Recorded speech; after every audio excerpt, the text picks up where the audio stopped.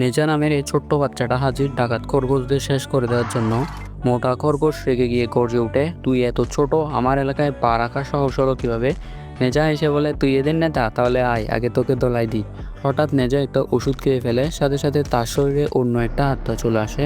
তার জাদুকরী শক্তি দেখে খরগোশদের রাজা ভয়ে কাঁপতে থাকে। রাজা থাপ্পড় মেরে মন্ত্রীকে লড়াইয়ে নামায়, কিন্তু হঠাৎ নেজা আবার স্বাভাবিক শরীরে ফিরে আসে। ঠিক তখন ওই মন্ত্রী আন্দাজে এক বাড়ি মেরে বসে। নেজা পড়ে যায়, একেবারে উড়াধুরা মার খেতে থাকে। রাজা অবাক, এই হাড্ডি মন্ত্রীর কাছে এত শক্তি এলো কোথা থেকে? নেজা বেহুশ হতেই অমরত্বাটা আবার জেগে ওঠে। এক ঘুষিতে মোটা খরগোশের নাক ভেতরে ঢুকে যায়।